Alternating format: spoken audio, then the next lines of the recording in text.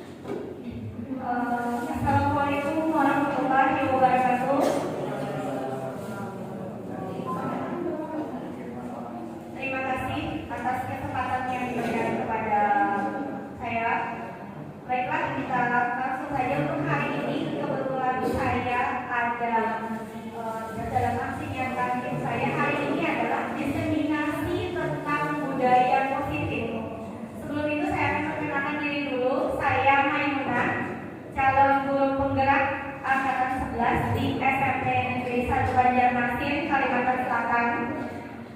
Sebelumnya dulu kita akan menjelaskan dulu kenapa jadi saya memberikan judul diseminasi. Nah, salam bahagia sebelumnya dulu Bapak Ibu guru hebat semua yang sudah berhadir di sini. Ulun ucapkan terima kasih banyak atas waktunya yang sudah bisa menyempatkan untuk mengikuti diseminasi hari ini. Pengertian diseminasi di sini adalah menyebarkan pemahaman dan pengalaman penerapan budaya positif yang sudah ulun dapatkan selama kebetulan ulun sudah belajar di sini adalah modul 1 sudah dipelajari dari modul 1.1 sampai modul 1.4. Jadi di situ saya di sini diminta untuk menyebarkan pemahaman yang saya dapat, kemudian berbagi pengalaman, yaitu berbagi praktik baik yang saya lakukan pada hari ini. Selanjutnya, tujuan diseminasi yang saya sampaikan pada hari ini adalah pengimbasan pemahaman tentang budaya positif, kemudian lagi adalah kolaborasi seluruh warga sekolah tentang implementasi budaya positif yang ada di sekolah. Selanjutnya, tahapan-tahapan diseminasi hari ini adalah pembukaan, tadi sudah dibukakan oleh terima kasih banyak oleh pembawa acara yang Ibu Neliani. Kemudian lagi nanti selanjutnya adalah ice breaking. Selanjutnya kita ada pengimbasan pemahaman yang saya dapatkan tadi. Kemudian lagi tanya jawab, kemudian refleksi dan kesimpulan. Terakhir kita adalah penutup. Baik, untuk pembukaan kita alangkah baiknya kita untuk membuka diseminasi kegiatan pada hari ini itu dengan mengucapkan basmalah.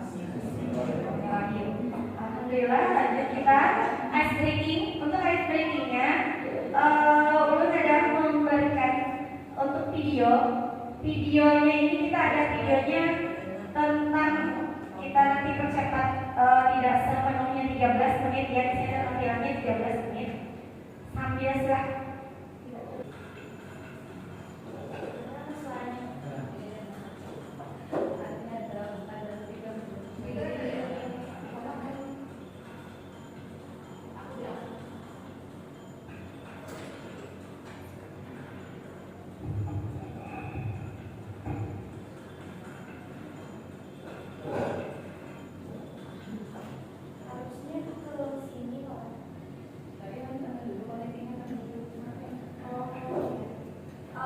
Kita sebentar Bapak Ibu.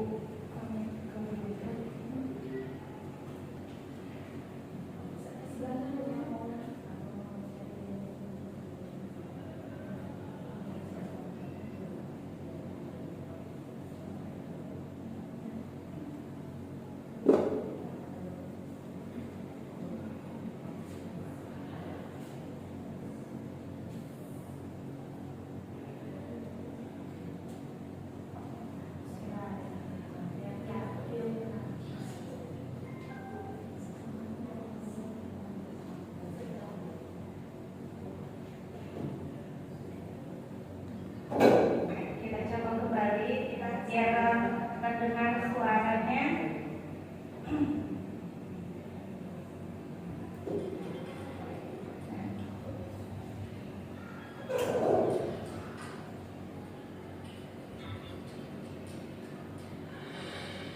Maaf, saya lambat.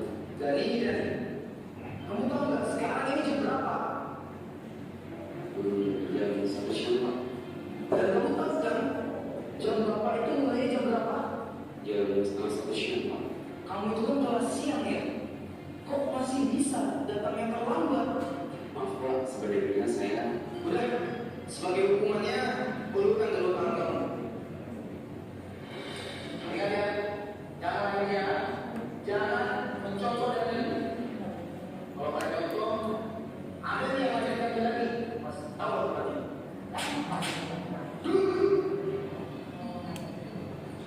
Oke, anak-anak sekalian, buka halaman 120. Silakan kalian baca dulu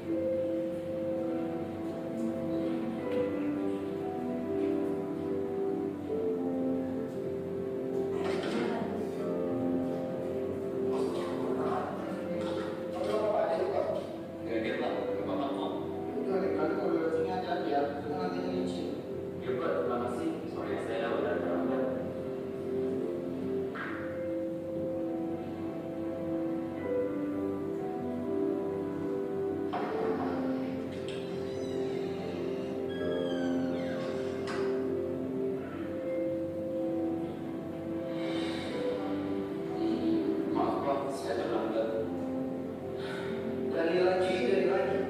Kenapa ya? Kamu ini kok gak bisa jadi anak disiplin seperti yang lainnya?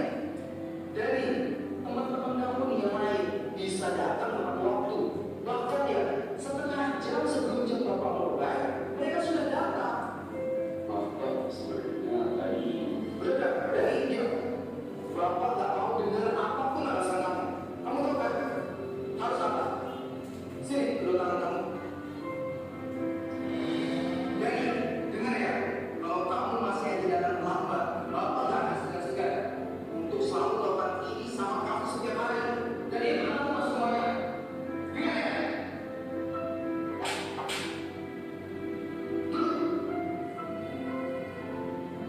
Ya sudah, yang lain nih.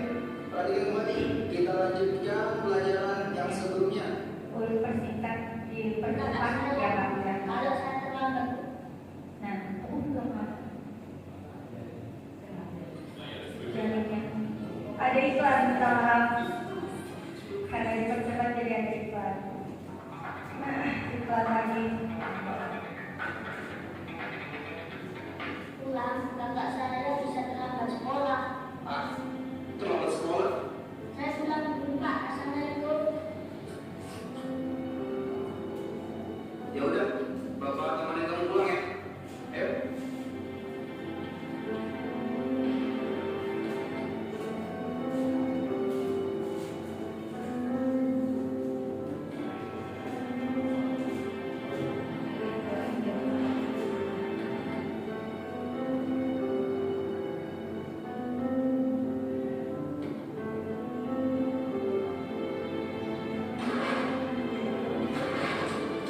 Benar-benar mereka.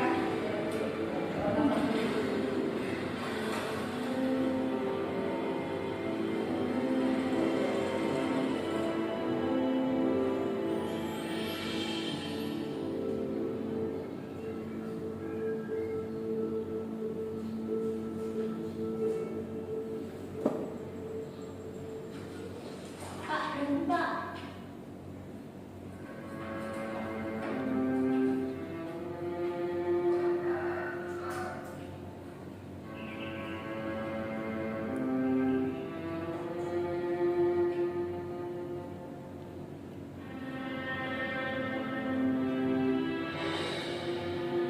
Maaf ya terlambat. Iya, gak apa-apa deh. Cepat sebenarnya. Kakak udah terlambat. Tak ada manusia yang terlahir sempurna. Jangan kau sesali segala yang telah terjadi. Baik, Bapak Ibu, kita karena durasi terlalu panjang, udah bisa mendengar yang dipotong-potong. Dari video yang tadi sudah ulun tayangkan, sebelum kita masuk ke materi, di situ kira-kira apa Bapak Ibu yang bisa kita ambil dari basic guru, yang kita bisa ambil hal-hal baik apa yang bisa kita ambil, hal-hal yang negatif apa yang kita bisa belajar di situ. Silakan Bapak Ibu yang bisa berikan masukannya.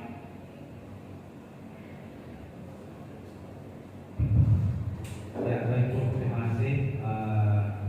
Baik, ini adalah video inspirasi dan ini kalau kita tampilkan di kelas juga, kayaknya reaksi anak itu untuk merubah sikap itu kayaknya dapat ya. Kalau kita lihat dari cerita yang ada dalam film singkat ini, di mana kita sebagai seorang guru itu kayaknya kita harus lebih apa ya, lebih tahu situasi, jadi kita tidak menjat duluan ya, dari apapun kesalahan anak itu tidak langsung kita jat. Semestinya kita ada ada semacam cari tahu apa penyebab daripada siswa kita yang melakukan suatu kesalahan itu. Kalau melihat dari tadi, bapak gurunya langsung ya, karena dia terlambat dia langsung udah jadi di depan anak-anak. Makanya tadi pinter ibunya tadi ditutup dengan gambar bahwa begitu dia mau Karena memukul itu kalau biasanya ada tidur gitu ya. Kalau tadi ibu lapis dengan begitu ya. Nanti dalam psikologinya dia nggak melihat bahwa pukulan itu ada. Nah, yang misalnya kedua ya. Nah, kemudian dari segi anaknya, dari anak ini luar biasa. Anak ini walaupun dia dapat hukuman, tapi dia tetap karena dia kalau kita lihat dia punya prinsip bahwa dia adalah benar.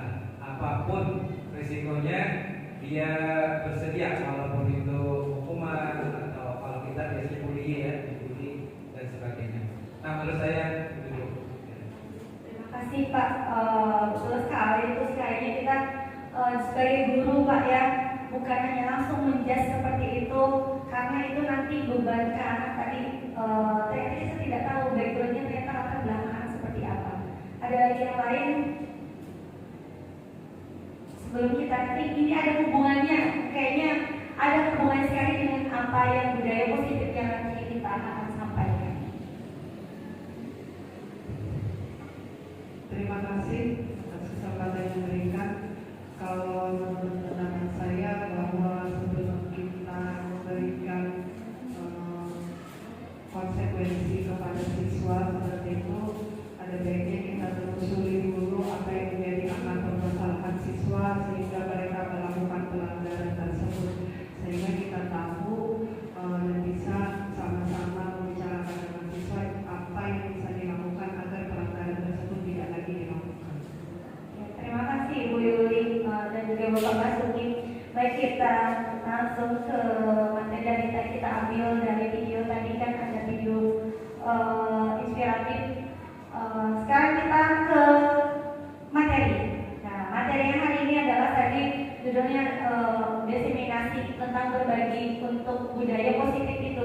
Sekarang budaya positif sendiri ada pengertiannya. Budaya positif kalau dari yang saya di sini adalah pentingnya nilai-nilai seperti saling menghormati.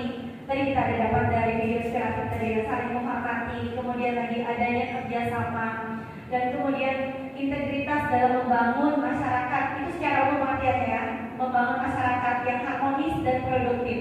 Kemudian budaya positif adalah mendorong inovasi dan kreativitas serta menciptakan lingkungan yang mendukung kemajuan dan kesejahteraan komunitas yang berkesinambungan. Sedangkan kalau untuk sekolah sendiri itu kita tinggal ambil bahwa kita juga perlu saling menghormati dan saling kerjasama, kemudian lagi adanya integritas dalam membangun lingkungan sekolah kita. Kemudian lagi dalam budaya positif itu sendiri juga kita adalah untuk mendorong inovasi dan kreativitas yang menciptakan lingkungan yang mendukung untuk kemajuan dan kesejahteraan untuk komunitas kita adalah sekolah, begitu. Kemudian lagi konsep-konsep inti di dalam budaya positif yang akan Lul sampaikan di sini, yaitu satu, perubahan paradigma belajar. Kemudian lagi yang kedua adalah disiplin positif. Kemudian yang ketiga adalah teori motivasi perilaku manusia. Yang keempat, keyakinan kelas. Kemudian berikutnya hukuman dan penghargaan.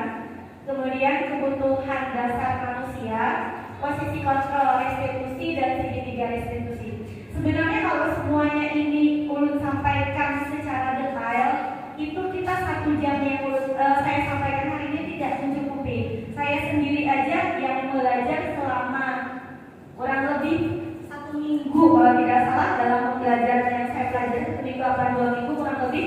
Itu pun kemarin masih ada beberapa yang sepertinya masih ada terlewat seperti itu. Jadi yang saat ini adalah yang saya sampaikan itu yang apa yang sudah saya pahami, apa yang saya dapat. Jadi selanjutnya kita sebelum masuk ke yang tadi lagi, kita adalah sekarang dalam kurikulum Merdeka kita sekarang kita adalah berada di profil pelajar Pancasila. Kita mengulang kembali, mengingatkan kembali, dan saya sendiri itu selalu berusaha untuk menghafal. Sampai sekarang masih belum terlalu hafal apa itu profil pelajar Pancasila. Profil pelajar Pancasila itu berhubungan dengan beriman dan bertakwa kepada Tuhan Yang Maha Esa, berakhlak mulia, kemudian berbinekaan global, bergotong royong, mandiri, bernalar kritis dan kreatif. Nah, di dalam jadi hubungannya dengan budaya positif, satu dulu adalah perubahan paradigma. Perubahan paradigma di sini. Nah, kita lagi lanjut biar lebih ini lebih excited. Sekarang kebetulan ada berpasangan berdua. Izin mohon Bapak Ibu yang berdua di sini sesuai dengan instruksinya, di situ ada tim A, ada tim B. Tim A yang sebelah kiri, tim B sebelah kanan. Mohon izin Bapak Ibu kayak sambil kita kayak permainan tapi juga berhubungan dengan di sini. Tim A-nya berarti seperti Bapak Maulana, Pak Erwan. Tim A berarti menyediakan sebuah kertas kecil untuk keluar sticky note. Kertas kecil saja ditulis di kertas kecil tersebut apa yang menjadi apa yang menurut Anda sangat berharga. Apa misalnya kecil aja. Jadi Ibu Ayu tuliskan aja satu kata aja nggak apa-apa, satu kata yang sangat berharga. Mungkin emas, ilmu, apa anggap aja dikatakan itu emas atau apa. Ibu Ayu aja, Ibu Ayu, Ibu Yani, Ibu Rida. Nanti tim B nanti dijelaskan. Tim A adalah tulisnya tim A. Kalau Pak Basuki belum, Pak Maulana aja. Tim A dulu sebelah kiri. Tulis yang berharga apa? Kecil aja, satu kata aja. Misalnya emas, uang, ilmu, atau nyawa. Barang yang paling berharga menurut kita. Menurut kita yang sangat berharga. Sudah? Kalau sudah, clue-nya yang tim A, clue-nya itu Bapak Ibu genggam, simpan itu di tangan buah tiang. Simpan erat-erat, clue-nya adalah genggam erat-erat benda tersebut dengan segala upaya. Yang tim A, Pak Erwan, Pak Maulana, Ibu Yani, Ibu Rida, Ibu Ayu, silakan disimpan. Terus yang teman yang B, Bapak Basuki, Ibu Hairi dan yang B sebelah kanannya, tugasnya adalah merayu sekuat tenaga. Merayu sekuat tenaga dengan caranya meminta, terserah memintanya boleh membujukkan, mengancamkan, tapi jangan memukul hari ini lah karena kita live.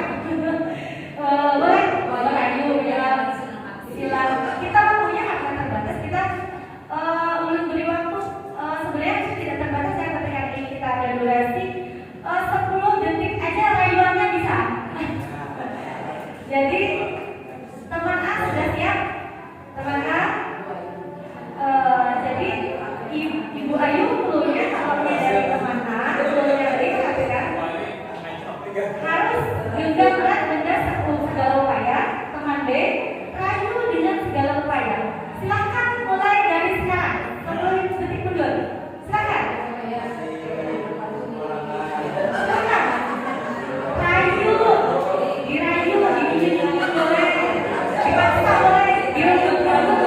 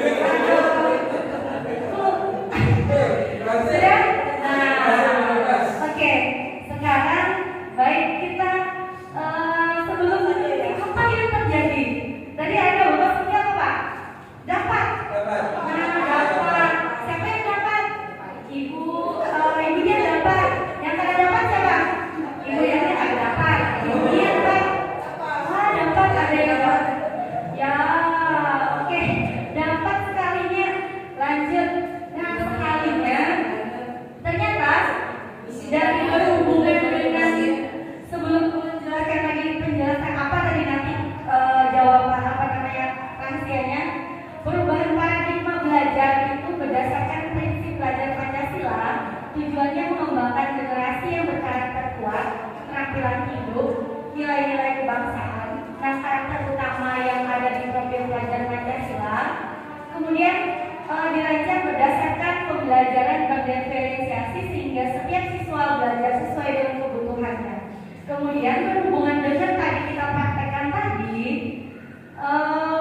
simbol genggam yang Bapak Ibu tadi mencerminkan tekad kuat. Tadi kan genggaman itu adalah tekad keteguhan hati, ketegasan dalam menghadapi tantangan. Tadi didapat, kenapa Bapak akan mempertahankan pengelolaannya? Nah, iya, apa yang dijanjikan? Padahal tadi klunya pertahankan dengan sekuat tenaga. Ajuannya. Nah, kemudian dalam kehidupan sehari-hari, tadi contoh seperti tadi, genggaman itu mempresentasikan usaha keras, ketekunan, momen berharga, meraih tujuan. Harusnya pertahankan sekuat tenaga. Ibu, pertahankan dulu, itu aja harusnya. Ternyata karena ikhlas. Kayaknya teman baik itu ikhlas. Nah, ikhlas. Kalau ini karena duit. Baik. Sedangkan pihak satu itu sesuatu agar mencapai apa yang diinginkan. Tadi Bapak Basuki tadi apa Pak? Cara rayuannya tadi Pak? Yang pertama dengan ayo coba dapat teman genggamannya. Terus yang berikutnya sebentar aja mau melihat apa yang genggam. Terus nanti dikasih duit. Baik, jadi dari keduanya tadi sebenarnya tidak ada yang kalah yang menang ya. Dari ada yang saya mempertahankan bisa, oke, berarti ada juga yang bisa merayu. Ada lagi di sini ternyata keduanya itu adalah suatu usaha kita. Yang satunya adalah ternyata mempertahankannya goyang, dan satunya lagi ternyata memperjuangkannya bisa dengan tantangan apapun. Baik, jadi berdasarkan contoh tadi untuk dihubungkan dengan budaya positif di sekolah kita perlu menyediakan lingkungan yang positif, aman. Tadi rayuannya Bapak tadi kan dengan ada jadi beri uang nantinya kan itu rasa ada kesenangan atau rasa sehat aman gitu. Nah kemudian agar murid-murid mampu berpikir, bertindak dan menciptakan dengan merdeka, mandiri dan juga bertanggung jawab. Jadi intinya salah satu strategi kita nanti adalah bentuk disiplinnya di sekolah kita ini seperti apa. Jadi ini kita nanti masih cuma hanya gambaran-gambaran seperti apa. Kita sendiri pun nanti tekad kita seperti apa tipe yang nanti dirayu kita goyang, atau nanti kita tekad sampai dapat kita harus bisa. Orang bisa kenapa tidak? Kita tidak, gitu kan. Nah, jadi berdasarkan genggaman yang tadi kita pegang kontrol. Jadi Bapak Ibu ternyata yang membagikan kontrol itu sendiri siapa kira-kira Bapak Ibu? Ya, diri kita sendiri. Jadi untuk yang membangun kontrol itu adalah kita. Yang kalau yang ingin mempertahankan genggaman tadi kita juga. Tapi kalau yang kita ingin melepas kita juga. Kemudian yang berikutnya sama. Yang merayu kalau kita tidak kekeh merayunya kita tidak akan dapat. Kalau kita hanya berdiam diri saja tidak akan dapat itu. Baik itu. Bergerak ya Bapak. Oke, lanjut ke disiplin positif. Nah, disiplin positif di sini dalam rangka menciptakan lingkungan positif, salah satu strategi yang perlu ditinjau kembali adalah penerapan disiplin sekolah. Itu. Kemudian menanamkan motivasi pada murid yaitu menjadi orang yang mereka inginkan dan menghargai diri sendiri dengan nilai-nilai mereka percaya, yaitu adalah motivasi intrinsik. Nanti ada lanjut untuk penjelasannya. Kemudian sebagai pendidik kita menciptakan anak yang memiliki disiplin sehingga mereka bisa berperilaku dan mengacu pada nilai-nilai kebajikan universal dan juga memiliki motivasi intrinsik dan bukan ekstrinsik. Nah, nilai-nilai kebajikan yaitu tujuan mulia yang mengacu pada nilai-nilai kebajikan atau sifat-sifat positif manusia. Nah, tadi motivasi tadi ada dua, ada motivasi ekstrinsik, ada motivasi intrinsik. Kalau untuk motivasi ekstrinsik itu adalah dari luar. Dari luar itu seperti menghindari ketidaknyamanan atau hubungan. Kemudian lagi kalau untuk yang selanjutnya adalah mendapatkan imbalan atau penghargaan. Kemudian yang berikutnya adalah untuk menghargai diri sendiri adalah motivasi intrinsik. Nah, selanjutnya lagi keyakinan kelas. Kalau keyakinan kelas, mengapa tidak peraturan saja? Kenapa harus keyakinan kelas? Nah, di situ. Jadi yang saya dapat dari yang saya pelajari kemarin jangan hanya dengan terpaku pada peraturan. Kalau dengan peraturan saja itu anak-anak nanti akan arahnya tadi kembali yang ke sini. Mereka akan hanya untuk menghindari hukuman kalau hanya peraturan.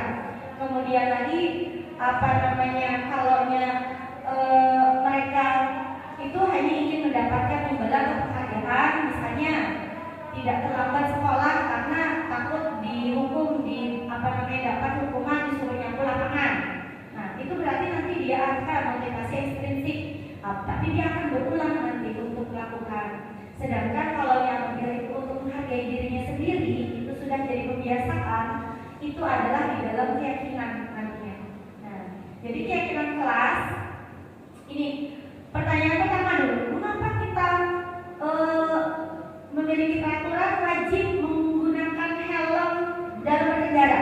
Kira-kira dalam pertanyaan itu ada contoh gambarannya dulu.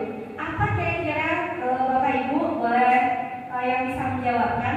Kenapa kita memiliki peraturan wajib menggunakan helm saat berkendara? Gimana tadi klipnya tadi?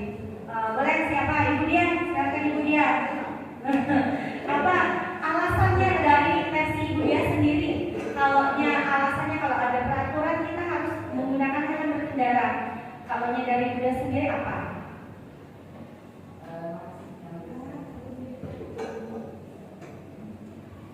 Terima kasih. Kita tahu sendiri kalau dalam kepala kita ada organ penting, organ yang sangat kita hargai dan kita sayangi, itu otak pusat semuanya. Dan itu dilindungi oleh tengkorak kepala. Tetapi kalau itu nanti terbentur sedikit saja, gangguannya berat ke semua bagian tubuh terpengaruh. Jadi makanya dengan helm, insya Allah bisa membantu. Menurut saya. Baik. Terima kasih Ibu. Boleh yang lain? Bagaimana Ibu? Ibu Rida? Alasannya kalau kita ini ada peraturan untuk ini berhubungan secara hal kita dan sehari-hari dulu. Kenapa jadi kita harus menggunakan helm? Terima kasih waktu yang telah bekerja. Kalau menurut saya karena itu peraturan, kita harus memenuhi peraturan itu juga. Sebab kalau nggak sama polisi. Ya betul. Jadi arahnya kalau yang tadi dari Ibu Dian tadi kan kalaunya itu sudah mengarah ke keyakinan ya harus dijaga kalau yakin jadi tidak ada peraturan. Kalau tadi kata Ibu Rida karena peraturan nanti kalau tidak peraturan ya kena razia. Betul. Baik. Selanjutnya yang kedua, mengapa kita memiliki peraturan harus datang tepat waktu untuk kegiatan sekolah? Nah, apa? Boleh Ibu Rida lagi apa? Mirip-mirip juga jawaban atau pertanyaan apa namanya? Apa Bu Haili? Pak Erwan, silakan. Mengapa kita harus datang tepat waktu ke sekolah? Itu supaya membudayakan kita untuk hidup dalam menjaga disiplin, hidup teratur. Ya, Iya, baik. Berarti kita ibaratnya itu harus disiplin hidup teratur seperti itu. Boleh ada lagi Bapak Basuki atau yang lain tidak boleh? Apa? Omongan? Oh ya, boleh. Ini menyambung dari Pak Irwan, mengapa kita harus datang tepat waktu dalam sekolah? Sebenarnya adanya supaya kita dapat teguran dari kepala sekolah. Nah, betul juga ya, betul juga. Baik.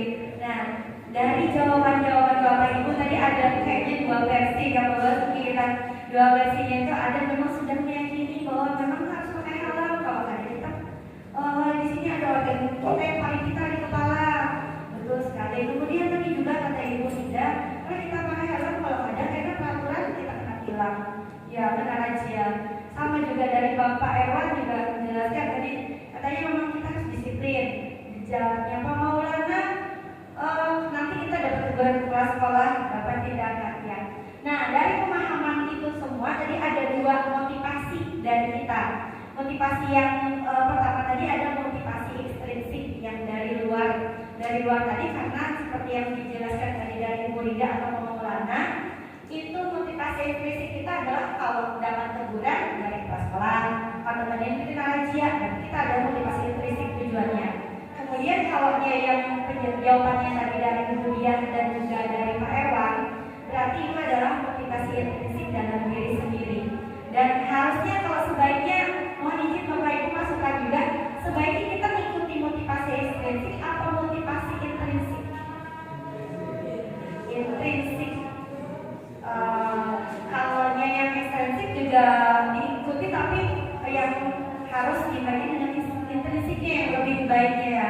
Karena kalau kita mengikuti motivasi intrinsik saja, kita kalau misalnya polisinya ada, berarti kita akan pakai dalam jalan Pak.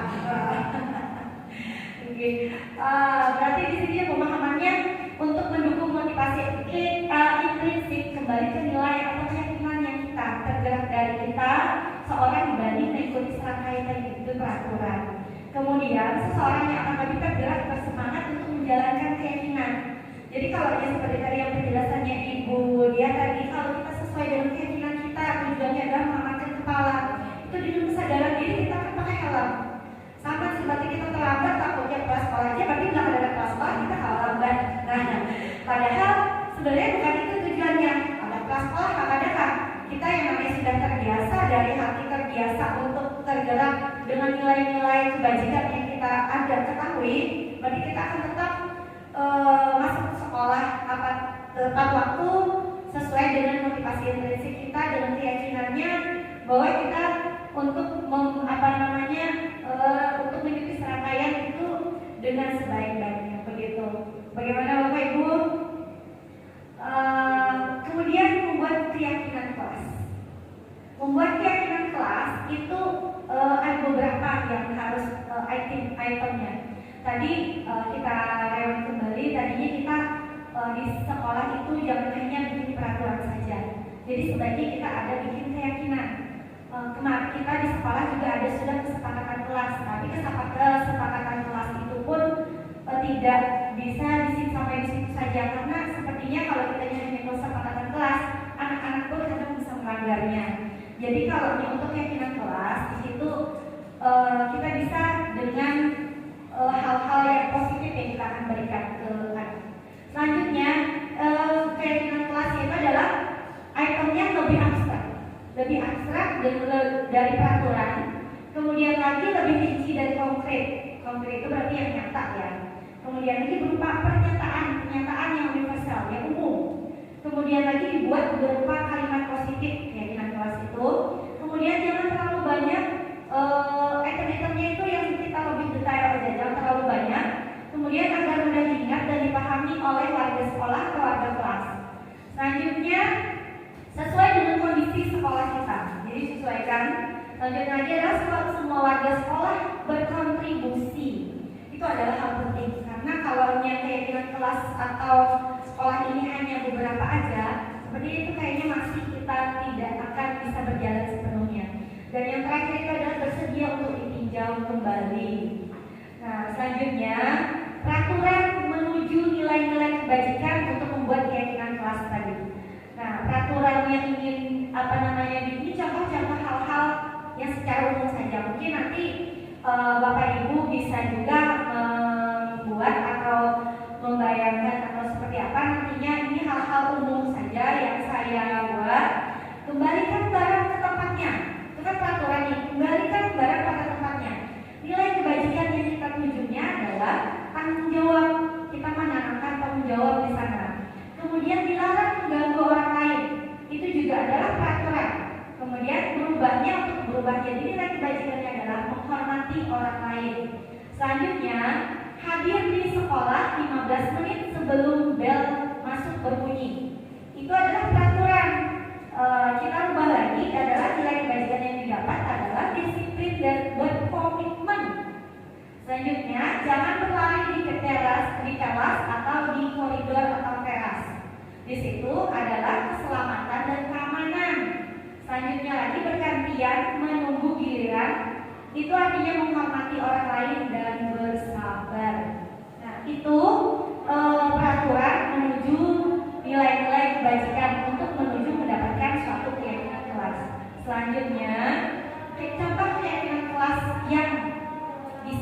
bicarakan, kemarin saya sudah mencoba di kelas 7, tapi baru 1 kali pertemuan dan belum memantau kembali seperti apa, karena saya waktu sebelum belajar ini saya masih dengan menggunakan kesepakatan kelas, tapi ternyata masih banyak pelanggaran anak. Jadi dirubah dengan keyakinan kelas. Kalimat negatifnya dulu saya minta ke anak-anak apa saja. Jadi sering datang terlambat, itu kalimat negatif kan, sering datang terlambat. Lalu untuk kalimat positifnya kita rubah karena apa yang sebetulnya yang harus kita lakukan seperti itu. Jawaban anak-anak kemarin itu adalah datang tepat waktu. Betul sekali. Jadi positifnya adalah datang tepat waktu.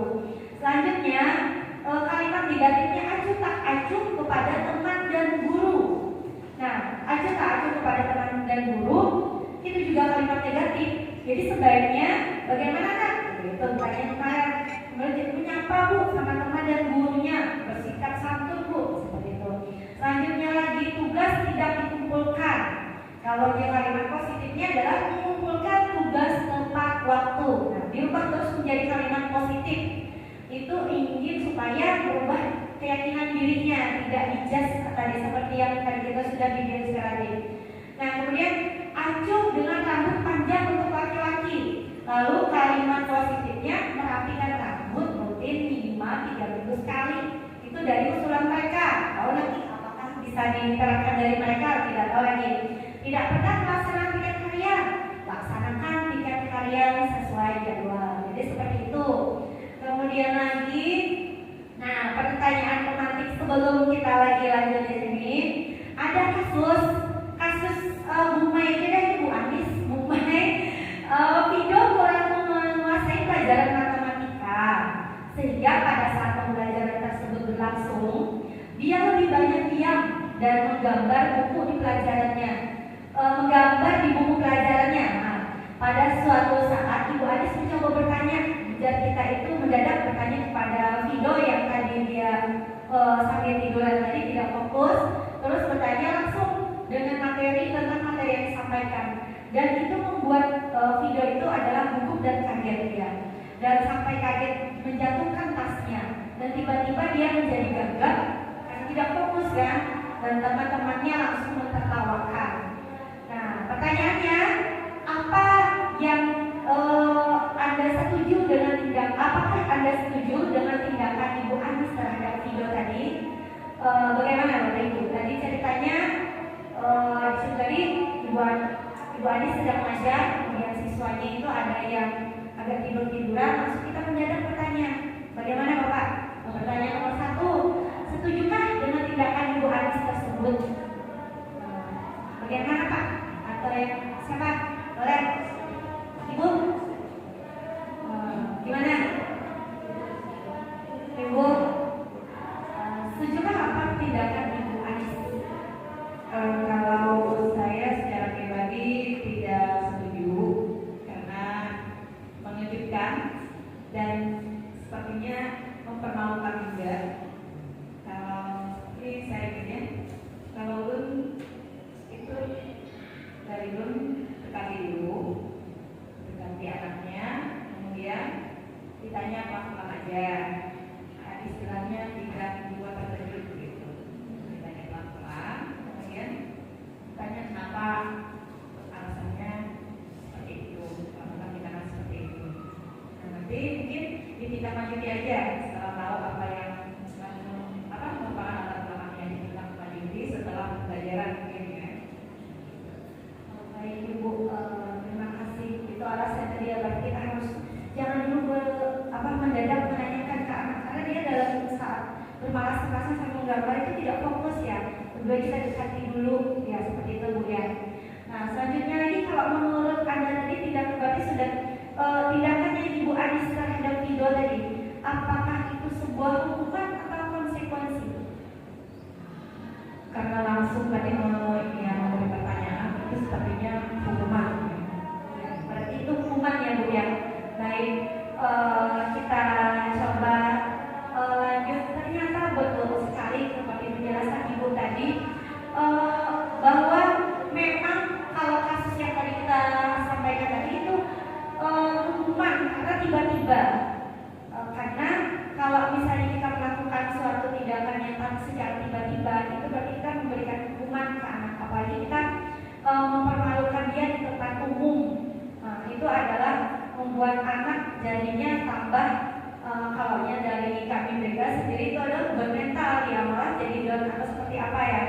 tambah tidak fokus dalam belajarnya. Selanjutnya lagi, tindakan yang baik itu adalah terencana atau konsekuensi terlebih dahulu.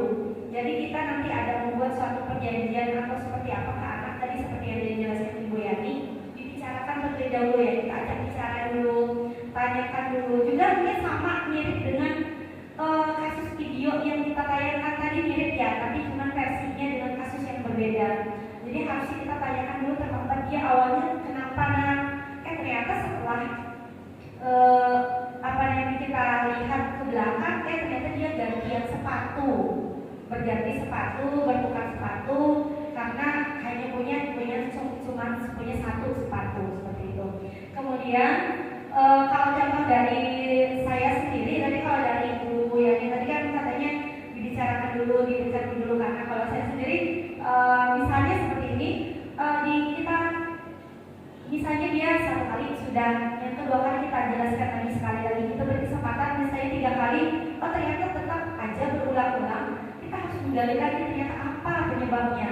Mungkin dia ternyata memang tidak suka matematika, atau ternyata dia pelajaran matematika itu masih level SD yang misalnya fase A atau fase berapa, fase yang SMP itu belum bisa, misalnya seperti itu. Jadi kita harus mencarikan solusinya.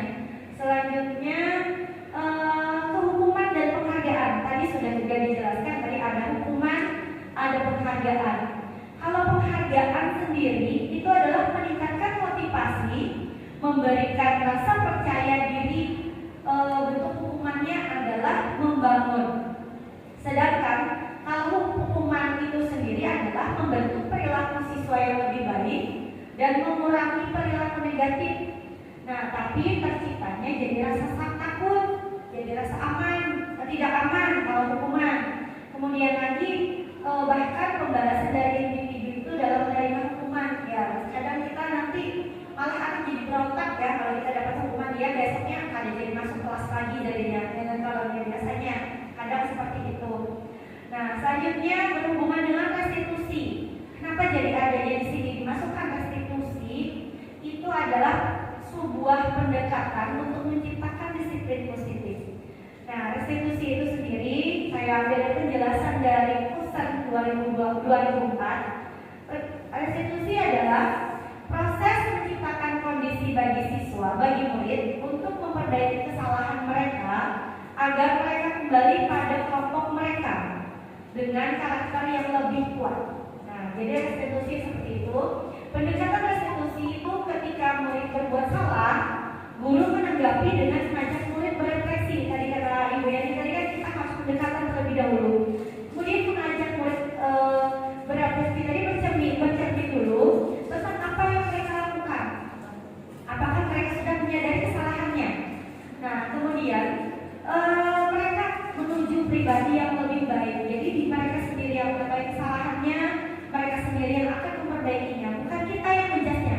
Kamu harus seperti ini, kamu harus seperti ini. Padahal dia tidak, bukan itu kebutuhannya seperti itu. Nah, lanjut. Nah, tadi berhubungan dengan di restitusi, penjelasan tentang pendekatan restitusi tadi berhubungan dengan kebutuhan. Di sini ada 5 kebutuhan dasar manusia. Jadi semuanya ini berhubungan ya Bapak Ibu. Jadi ada restitusi, kemudian arahnya ke kebutuhan. Kebutuhan dasar manusia itu secara umumnya kita itu ada 5 kebutuhan dasar. Ada yang paling utama, di situ ada di tengah, kita adalah bertahan hidup. Bertahan hidup itu berarti kita sandang, pangan, papan ya Bapak Ibu. Berarti kita memang harus bertahan hidup. Kemudian yang kedua adalah kasih sayang. Yang ketiga adalah kebebasan, keempat kesenangan, dan penguasaan. Nah, tadi baik kebutuhan bertahan hidup, survival. Mungkin kalau dalam penjelasan saya di sini kebutuhan bertahan hidup secara fisiologis itu tadi adalah kesehatan, rumah dan makanan. Kemudian secara biologis juga adalah bertahan hidup. Kalau dari versinya pemahaman Bapak Ibu sendiri boleh beri tambahan masukan bertahan hidup dalam di sini kebetulan nih ada beberapa guru mata pelajaran. Biasanya bertahan hidup itu ada bapak yang dari biasanya PS ya, bapak yang PS apa ya?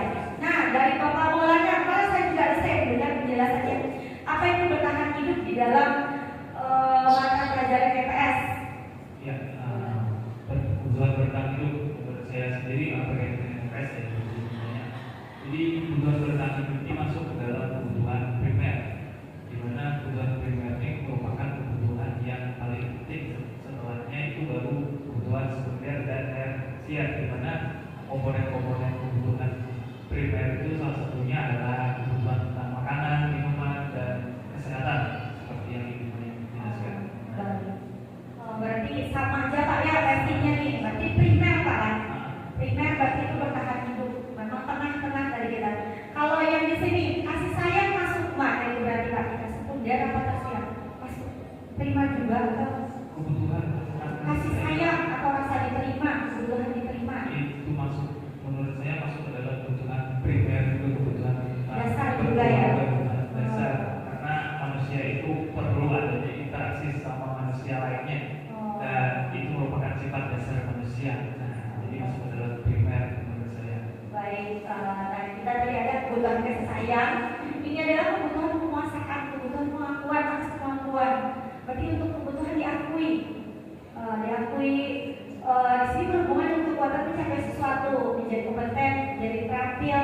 Mungkin sekarang kita sebagai guru ya, jadi ada kebutuhan kita adalah diakui sebagai guru gitu ya. Atau misalnya sebagai murid juga dia ingin diakui seperti itu. Nah, kemudian yang berikutnya adalah kebutuhan kebebasan.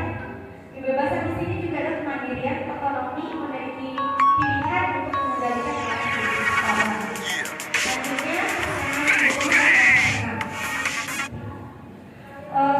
Selanjutnya, posisi kontrol. Posisi kontrol itu ada 5. Untuk posisi kontrolnya ada penghukum, pembuat rasa bersalah, teman, pemantau, dan manajer. Nah, di sini 1 penghukum. Tadi kalau dalam video inspirasi yang kita tampilkan tadi, gurunya posisinya sebagai apa, Bapak Ibu?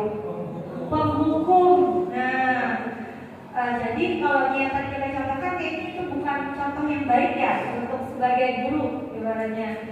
Lanjut, tadi ada lagi juga sama seperti apa ya, membuat rasa bersalah. Dia rasa bersalah pasrah aja dia. Kemudian lagi posisi kontrol berikutnya adalah sebagai teman. Sebagai teman ini di situ posisinya hubungan baik itu adalah kita memang harus ada sisipkan juga sebagai teman, tetapi tidak itu inti dari kita sebagai posisi kontrolnya. Selanjutnya posisi kontrolnya adalah sebagai pemantau. Pemantau ini berarti mengawasi. Nah, mengawasi ini berarti masih berhubungan dengan peraturan. Selanjutnya posisi kontrol sebagai manajer. Manajer saya sendiri sementara ini rasa familiar masih dengan manajer. Manajer itu adalah posisi di mana guru berbuat bersama murid, mempersilahkan murid untuk bertanggung jawab. Jadi untuk contohnya kita berhubungan, kita berusaha untuk menerapkan yang tadi namanya adalah keyakinan kelas. Jadi dalam manajer inilah kita fungsinya bisa menjadi manajer dengan menumbuhkan keyakinan kelas kepada siswa. Jadi di situ contohnya apa sih yang sudah kita yakini sebelumnya? Nanti kita ada memberikan gambaran di situ. Kemudian jika kamu sudah meyakininya, apa kamu sudah bersedia memperbaikinya? Nah, itulah keyakinan yang tadi sebelumnya sudah kita jelaskan. Kita di sini adalah posisi kontrolnya menjadi manajer. Baik, selanjutnya segitiga restitusi. Segitiga restitusi itu ada 3, yaitu urutannya adalah menanyakan keyakinan, memvalidasi kebutuhan dulu, kemudian menstabilkan identitas, kemudian menanyakan menstabilkan identitas, kemudian validasi kebutuhan, kemudian menanyakan keyakinan. Baik, di sini restitusi pertama dulu. Restitusi memberi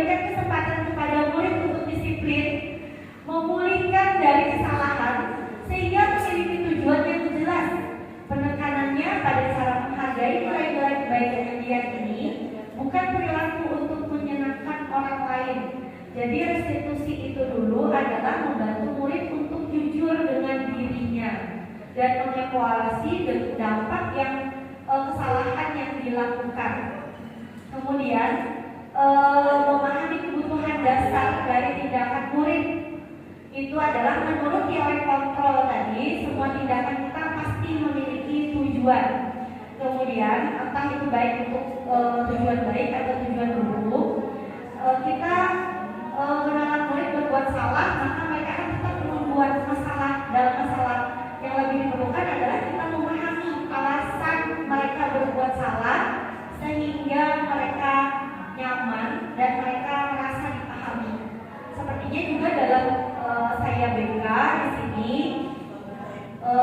untuk BK memang berhubungan dengan segitiga restitusi, kemudian lagi dengan konsekuensi tadi itu semuanya sangat berhubungan sekali, cuma istilah-istilahnya aja yang berbeda.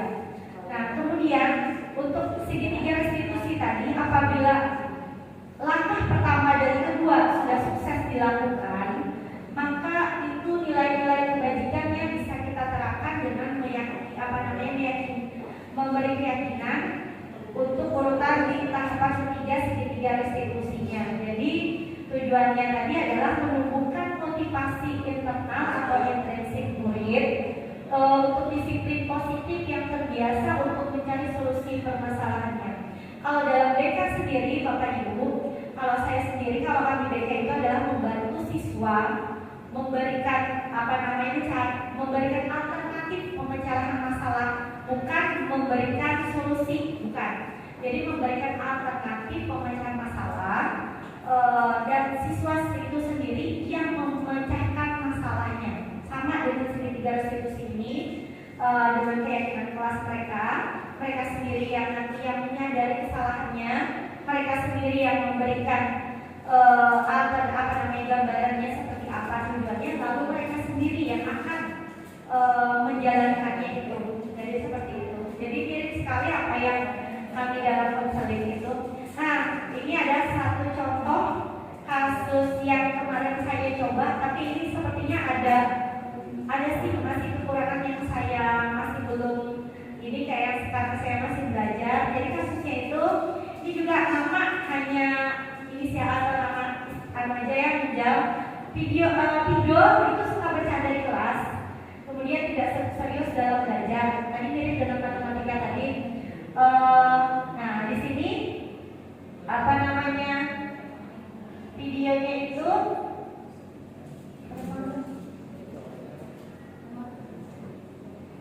oh iya, karena di sini video udah bentuk PDF jadi kan ada tampil. Oh iya.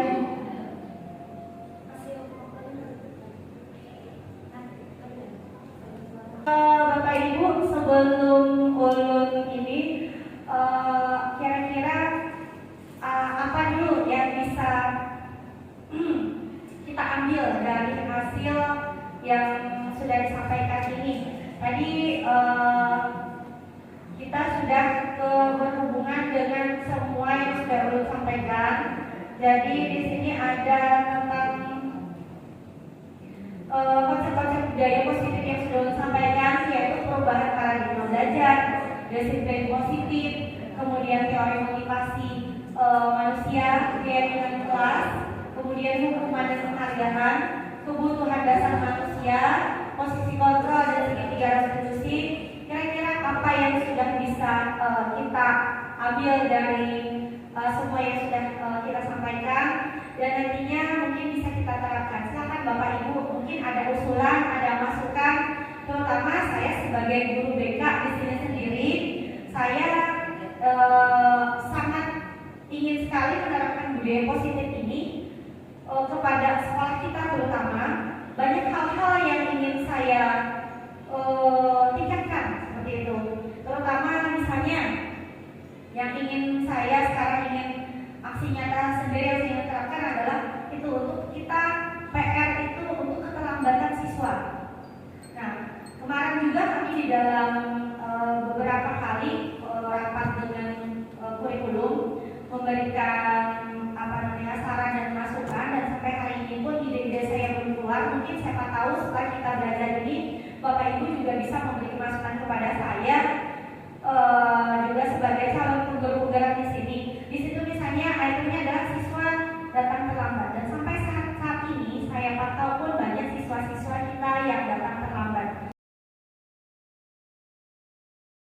bagaimana Bapak Ibu untuk kita sendiri dan juga masukan kepada saya sebagai guru BK, bagaimana kita menindaklanjuti siswa kita yang datang terlambat supaya anak itu tidak kita jadikan dihukum, tapi kita dengan menerapkan segitiga restitusi tadi, kemudian dengan pendekatan ke anak dengan melakukan sesuai dengan restitusi tadi. Bagaimana? Silakan Bapak Ibu, mohon izin boleh itu refleksinya untuk hari ini. Boleh, Bapak.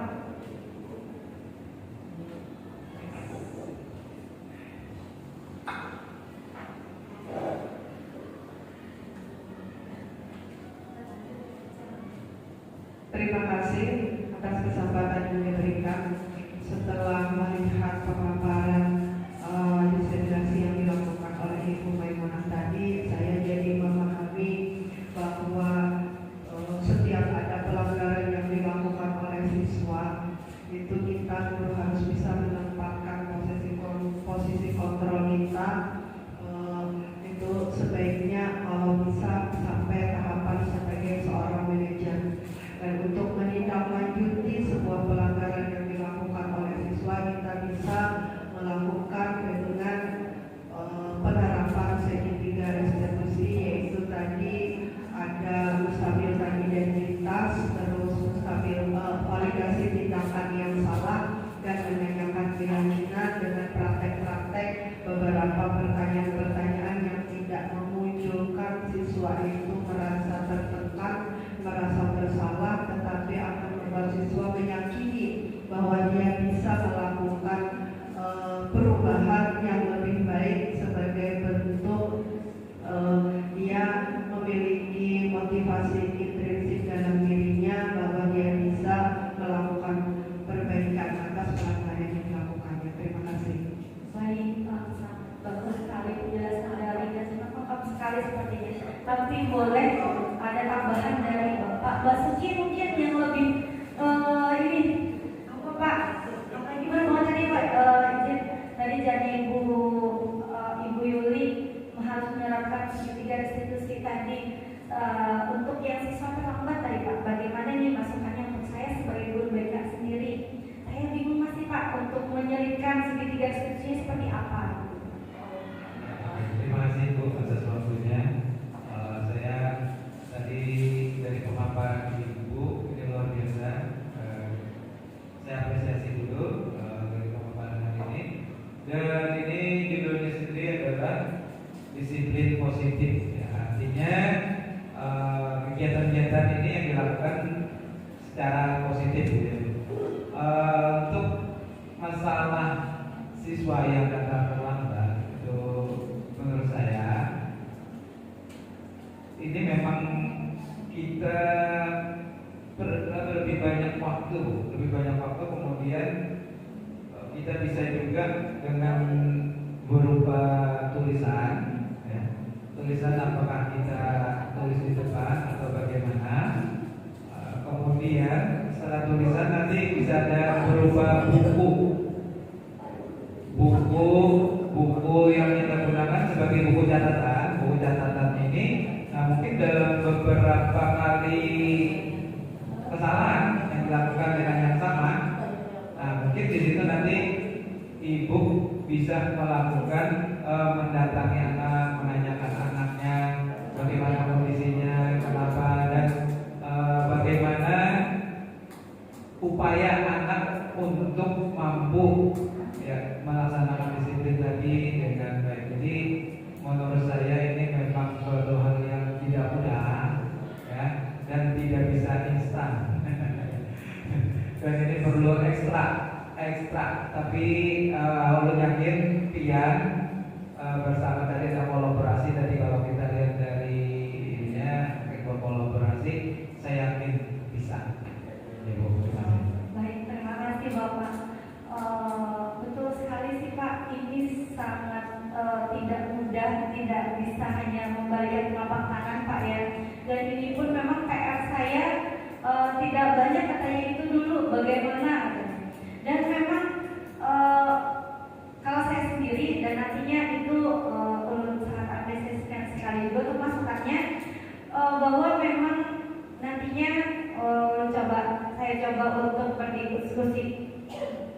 berdiskusi dengan teman-teman lagi khususnya guru BK, tapi juga kami guru BK tidak bisa berjalan sendiri karena ibaratnya tadi kata Bapak sendiri kalau misalnya tanpa kolaborasi kayaknya semua yang kita sudah gaung-gaungkan sekarang ini itu tidak bisa berjalan dengan lancar apabila tidak bisa berjalan dengan efektif apabila tidak ada kolaborasi dari semua pihak.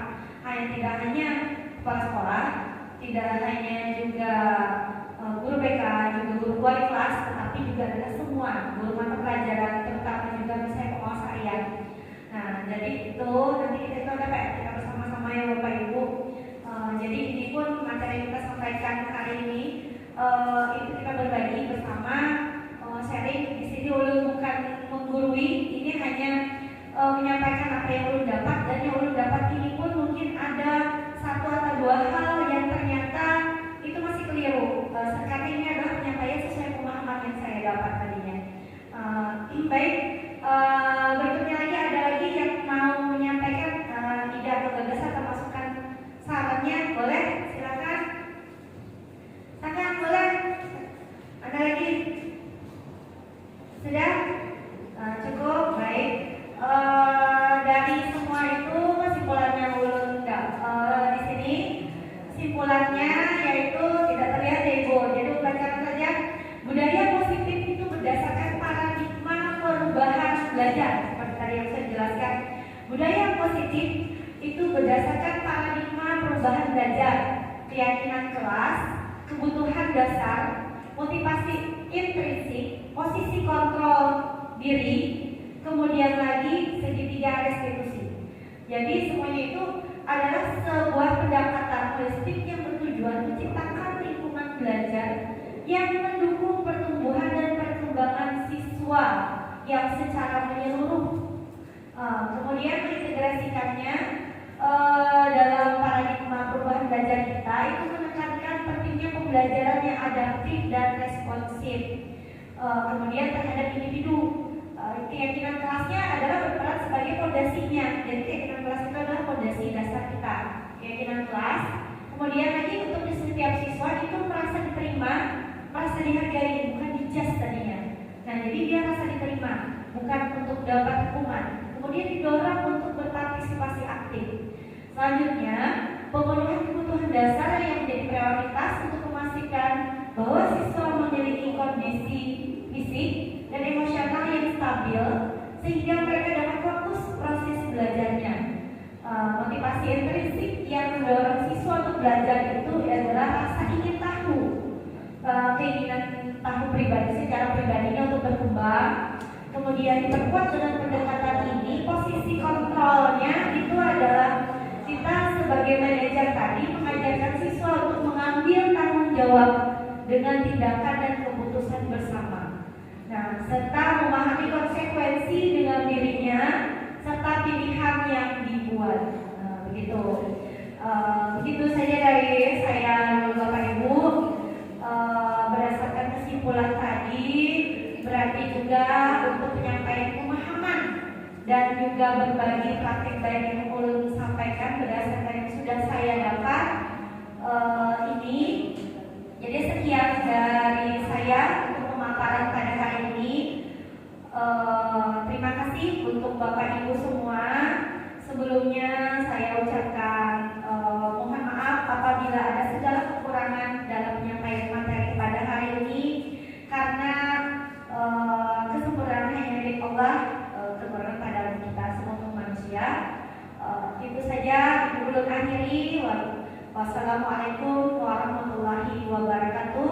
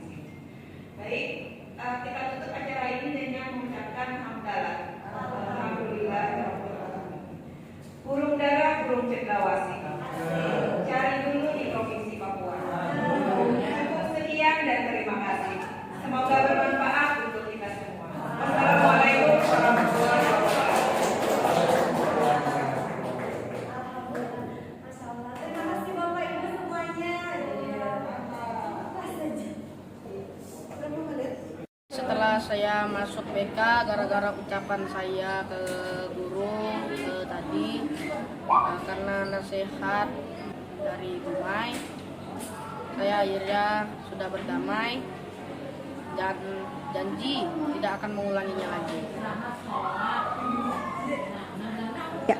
Menurut saya mau separah apapun kelakuan kalian, jika sudah masuk BK jangan pernah takut, tapi takutlah kalau kesalahan itu bakal terjadi kembali. Assalamualaikum warahmatullahi wabarakatuh. Saya senang sudah menyelesaikan masalah dengan Ibu Mai. Ibu Mai sudah membantu saya, mengasih saya motivasi untuk menyelesaikan masalah ini. Dan jangan pernah takut untuk ke BK karena guru-gurunya baik dan sayang kepada kita dan hanya ingin membantu kita untuk menyelesaikan masalah yang kita hadapi sekarang. Dan jangan lupa mereka tidak gigih kok, makanya kalau ada masalah selesaikan dengan BK. Terima kasih.